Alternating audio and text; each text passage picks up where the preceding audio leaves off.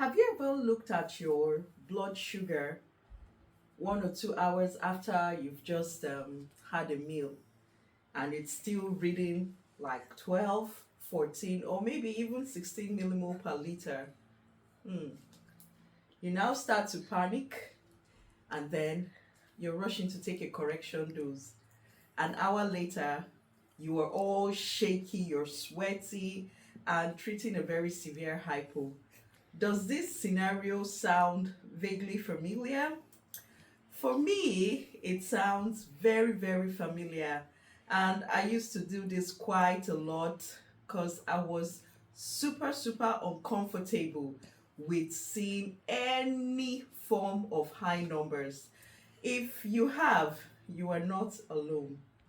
One of the biggest mistakes many people using insulin make is not giving the rapid acting insulin or the short acting insulin enough time to work. So today I'm going to talk a little more about this.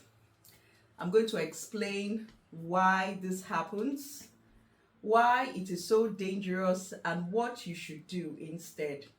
Now, let's move ahead and look at some reasons why we as humans tend to panic. Let's be very honest. Nobody enjoys seeing high blood sugar numbers, whether you're using insulin injections or a pump. Watching your glucose climb high up the ladder after a meal can be very, very, very frustrating. Many of us immediately think, oh, the insulin didn't actually work. Maybe I didn't take enough. I would better just correct it again. But in many cases, the insulin is still working. The problem is not that your insulin has failed. The problem is that we are judging it too early.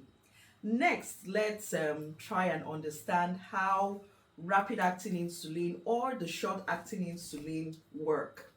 So let's start off with the rapid acting insulin.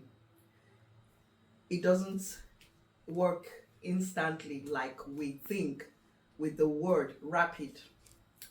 Although it can start working fairly quickly, it continues to work for several hours. Many rapid acting insulin remain active for roughly 3 to 5 hours, while the short acting insulin they are active for approximately like 3 to 6 hours. Sometimes you could notice the strongest effect much earlier, and sometimes you might not. So it just depends on the potency of the insulin that you're using. So this now means that if you correct your blood sugar 1 or 2 hours after you eat, your first dose is still working and lowering your glucose. So adding another correction dose before the first dose has finished working can result in what we call insulin stacking. Now let's move on and have a look at what insulin stacking really is and what it really means. Insulin stacking simply happens when multiple correction doses tend to overlap themselves before the earlier insulin has actually finished working. So now let's take this scenario. Imagine you're trying to stop a moving vehicle. Instead of pressing the brakes just once and waiting, you keep stamping harder and harder every few seconds. Eventually, the car stops, but it stops too much. This is exactly what can happen with your insulin. So your blood sugar may fall much, much lower than expected and increasing your risk of very severe hypo. Now let's look at why patience is part of good diabetes management. I'm sure you guys are wondering what she's talking about. You know, one of the hardest diabetes skills to learn is not carb counting, it's not knowing how to inject yourself, and it's not um, knowing how to combine your meals.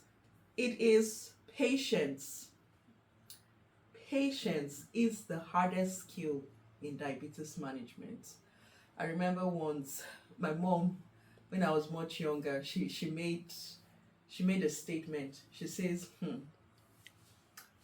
managing diabetes, you have to wear patience as a medal on your neck chain to help you go past every single day. And this was in relation to her being patient enough to take care of me, do everything that needs to be done to see that I am well and alive. So patience is, and I repeat, it is the hardest diabetes skill to learn. Sometimes your insulin just simply needs more time to work, but we are impatient to let the insulin do its work. So before you take a correction dose, you need to ask yourself, how long ago did I inject? My insulin finished working? Is this simply a normal post-meal rise or spike? Remember that one high reading does not tell the whole story. Look for the trends rather than reacting to just one single number. I am a firm believer of retracing your steps and looking at things that have caused your blood sugar to rise rather than running quickly to take a correction dose. Look back and retrace your steps. Think, when did I actually take my injection? Did I take it before the meal, or mid in the meal, or after the meal? There are so many factors that can make your sugars stay up. So rushing to take a correction dose is not the easy way out.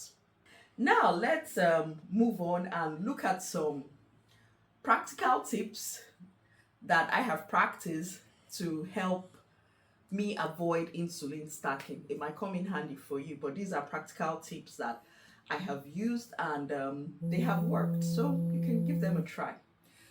The first is know how long your rapid acting insulin or your short acting insulin usually work. Secondly, you need to give your insulin enough time before you start taking a correcting dose, unless maybe your diabetes team tell you or advise you otherwise. So be patient enough, give your insulin enough time to work. But if your healthcare team have advised you otherwise, please go by their advice. Look at your blood sugar trends using your SMBG or your CGM instead of focusing on that one number. If you see the trend, you can predict how your blood sugars will go.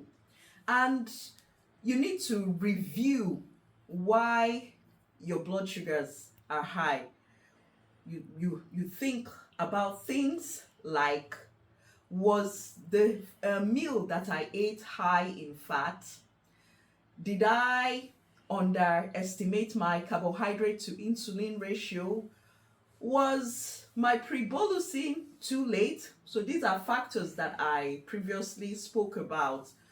Just remember that if you're unsure, you need to please go to your healthcare team and discuss your correction strategy with your diabetes team. And you need to remember, I can't overemphasize, diabetes is not a race. Good decisions often require a great deal of patience. I repeat, good decisions in diabetes management require a great deal of patience. So we just have to remember, diabetes management is not about chasing every high number we see. I have learned that I don't give myself headache anymore, unlike before. Oh my goodness, if I see a high number, I am correcting like ASAP. I was averse to high numbers. I just wanted to be in target range every single time. And that really affected me. I got overwhelmed with the whole care and ended up having series and series of hypos, which now resulted in my hypo unawareness. So don't even go chasing every high number you see. Give your blood sugar time to come down with the insulin that you have taken. If you have given 4 or 5 hours and your numbers are still high, then look at other factors that would have caused it to stay high. And you just have to understand how your insulin works. It's very, very important. Understanding how your insulin works is important. Sometimes the safest thing that you can do is wait, trust your insulin, and trust the science, and give your body time that it needs. Don't rush to correcting. Remember, wait, trust your insulin, and trust the science. Give your body the time it needs to sort out your sugars. If this video has helped you, please, I need you to like, subscribe, and share it with someone living with diabetes. Together, we are building diabetes care through reality-based education. I'll see you all in my next video. Bye.